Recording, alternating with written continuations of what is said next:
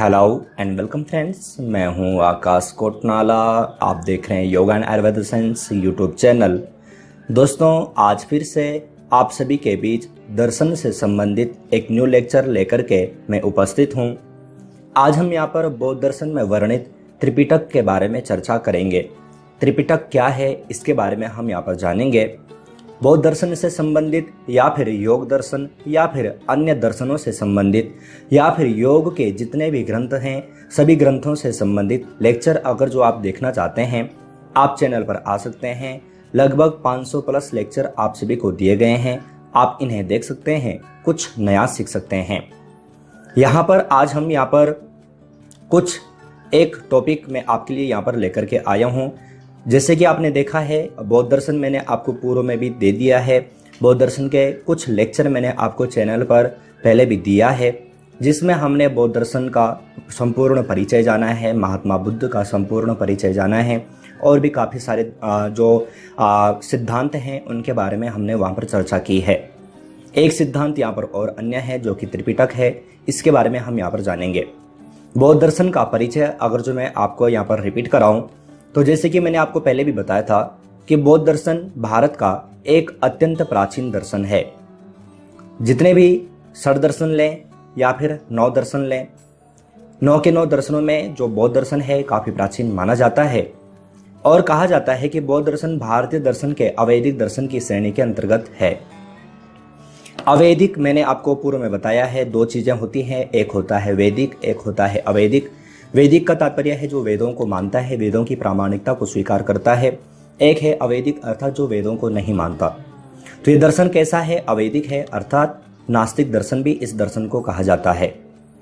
तो ये सब मैंने खैर आपको पहले भी बताया है। षड दर्शन भारतीय दर्शन कौन कौन से हैं, यानी कि आस्तिक दर्शन कौन कौन से हैं या फिर नास्तिक दर्शन कौन कौन से हैं, मैंने आपको बताया है। आप यूट्यूब पर सर्च करके भी देख सकते हैं या फिर आप चैनल पर बौद्ध दर्शन की प्लेलिस्ट में जाकर के भी उसे देख सकते हैं।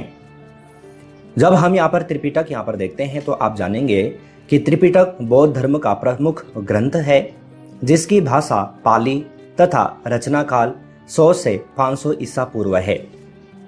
याद रखिएगा कि जो ये त्रिपिटक है, त्रिपिटक क्यों कहा जाता है, इसके कुछ कारण हैं।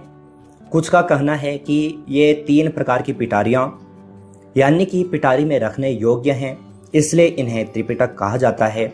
और कुछ का कहना ऐसा है कि जब महात्मा बुद्ध जब अपना जो प्रवचन इत्यादि या फिर उनके जो भी दार्शनिक विचार जो भी वो बोलते थे, उसको उनके जो शिष्यों ने जो लिखा उसको पिटारियों में रखते जाते थे। और जब महात्मा बुद्ध नहीं रहे, जब उनका निर्वाण हो चुका था, तो उसके पश्चात इन्होंने इन पिटारियों से निकाल करके इनको ग्रंथ के रूप में दिया, इसलिए इन्हें त्रिपिटक कहा जाता है। ऐसा कुछ लोगों की मान्यता है। तो त्रिपिटक का तात्पर्य क्या है? त्रिपिटक का तात्पर्य है 3 पिटक, अर्थात 3 पिटारियां। तो ये हमें यहाँ पर जानना है। अगर जो हम यहाँ पर देखते हैं कि इसका जो भाषा है, तो भाषा कौन सी है? तो पाली भाषा है। रचना काल क्या है? तो 100 से 500 ईसा पूर्व है। और साथ ही साथ आपको ये भी याद रखना है कि जब महात्मा बुद्ध नहीं रहे थे, जब महात्मा बुद्ध निर्वाण को प्राप्त हो चुके थे, उसके पश्चात इन ग्रंथों की रचना की गई। जो ये त्रिपिटक है, इसकी रचना की गई है। और याद रखिएगा कि महात्मा बुद्ध ने कोई भी ग्रंथ नहीं लिखा है। महात्मा बुद्ध ने स्वयं कोई भी ग्रंथ नहीं लिखा है। इनके अनुयायी अर्थात इनके जो शिष्य थे, इन्होंने इनके दिए गए जो प्रवचन थे उसके ऊपर ग्रंथों का निर्माण किया है।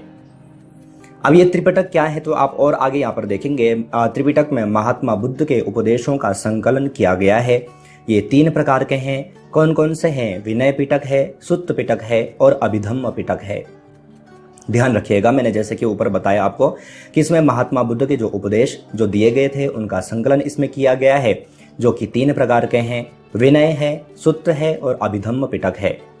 अब हम तीनों को यहाँ पर जानेंगे कि विनय पिटक का तात्पर्य क्या है, सुत्त पिटक का और अभिधम्म पिटक का तात्पर्य क्या है। प्रथम हम देखते हैं कि विनय पिटक। तो विनय पिटक के अंतर्गत आप देखेंगे, इस विनय पिटक के अंतर्गत महात्मा बुद्ध के द्वारा दिए गए आचरण संबंधी उपदेश प्राप्त होते हैं।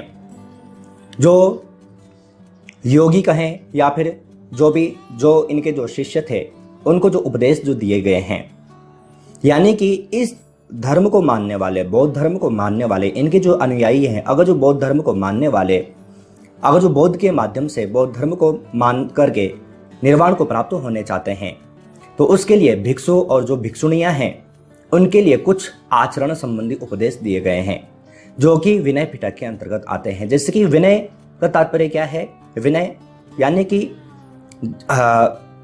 पढ़ने से ही समझ में आता है। विनय का तात्पर्य यानी कि विवेक से है। तो विवेक अर्थात किस प्रकार से हमें आचरण करना चाहिए, किस प्रकार का हमारा आचरण होना चाहिए, वो सब इस विनय पिटक के अंतर्गत महात्मा बुद्ध ने दिए हैं। अर्थात उनका जो संकलन जो किया गया है, उनके जो सिद्धांत हैं उनका जो संकलन किया गया है, वो विनय पिटक के अंतर्गत किया गया है। दूसरा देखें सुत्त पिटक। यहाँ पर आप देखेंगे इस सुत्त पिटक के अंतर्गत महात्मा बुद्ध के द्वारा दिए गए धर्म संबंधी उपदेश प्राप्त होते हैं। इस जो ये सुत्त पिटक है, इस सुत्त पिटक को सूत्र पिटक भी कहा जाता है। इसमें धर्म संबंधी उपदेश प्राप्त होते हैं। मैं साथ ही साथ आपको एक चीज और बता दूं, अगर जो आप दर्शन के स्टूडेंट हैं तो फिर आपको ये तीनों जो पिटक हैं इनको और डीप पढ़ना होगा। इनके अंतर्गत भी और कई भाग यहाँ पर हमें प्राप्त होते हैं।